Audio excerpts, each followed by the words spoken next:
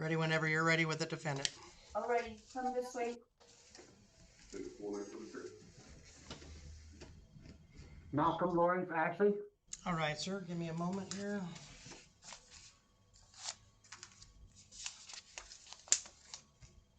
I don't want to confirm your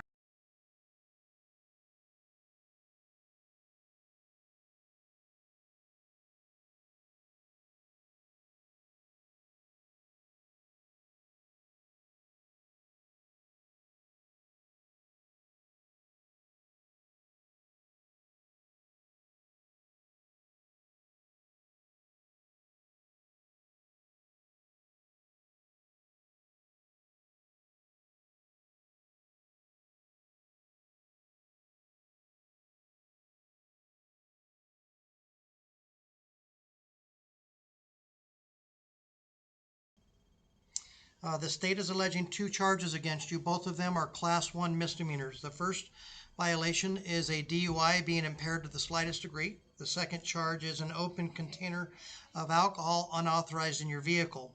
On those charges, you have the right to remain silent, right to counsel, and right to trial. I've scheduled you for an arraignment on the 11th of March at 9 a.m. The arraignment is where you need to be prepared to plead either guilty, not guilty, or no contest to those two misdemeanor violations.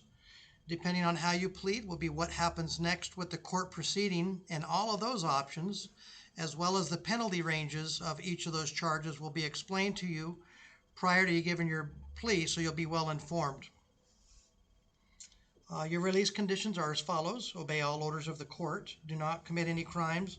Notify the court immediately if your address changes. Do not leave the state of Arizona without permission of the court. Do not possess or consume any alcohol or drugs without a valid prescription. These are not permanent orders, but this is while this proceeds through the court process. And then I'm ordering you to pretrial services. So what that is I'm going to provide you a name and phone number to a person at the probation department.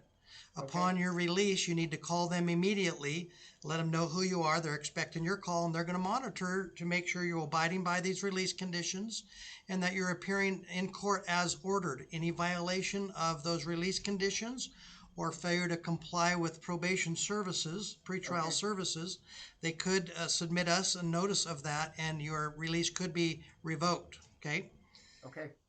That information, that reason why you're put on pretrial services is you have other prior failure to appears in your background and some of the charges that's been alleged against you that you've been convicted of, okay?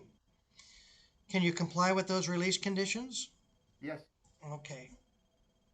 We will release you on your own recognizance. Do you have any questions for me? No, just can I be able to get a public defender in the process? Yes, I was getting ready to talk to you about that. Since this case has a minimum requirement of jail time on the DUI charge, you have the right to a court-appointed attorney at little or no cost. So I will send you a financial questionnaire to complete that if you wish to exercise the right to have a court-appointed attorney at little or no cost. And if you financially qualify, then one will be assigned to your case, okay? Thank you. If that occurs, then what happens at the next date, the next court date at the arraignment, me or another judge will enter a not guilty plea for you and assign your attorney at that point and give you a new court date. Okay. All right. Do you have any I questions? understand. Okay. Also, the case has the ability to have a jury trial. So if you wish to exercise your right to have a jury trial, a DUI qualifies for that as well. Okay. So you can be well informed, and if you're assigned an attorney at the next court date, the attorney will talk to you further about those requirements. I understand. All right. Do you have any questions at all?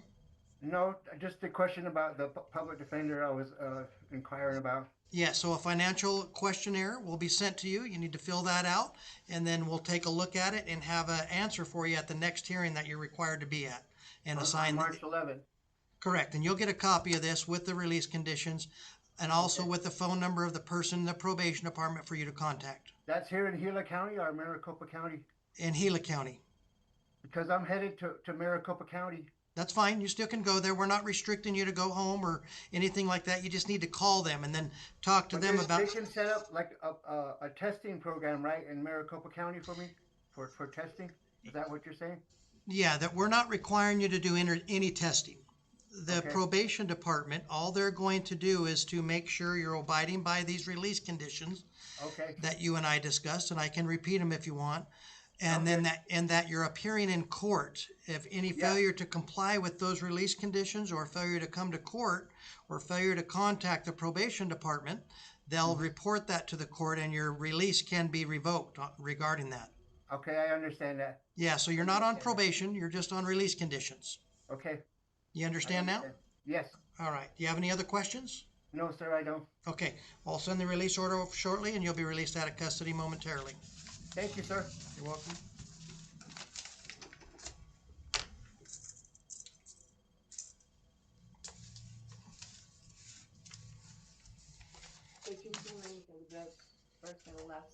Jeremiah Martin Bowen.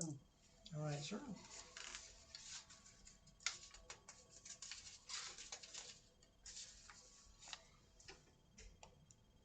All right, Mr. Bowen, I want to confirm your address is still on 115 East Quail Hollow Drive.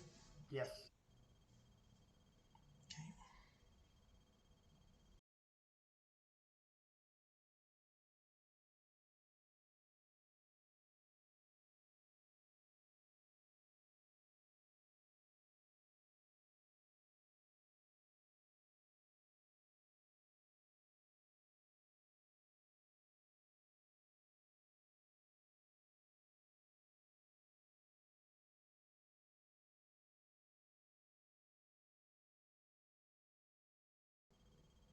The state is alleging one charge against you, and that's an aggravated assault, a Class 3 felony.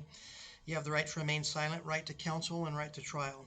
I've scheduled you for a preliminary hearing on the 9th of March at 4 o'clock p.m.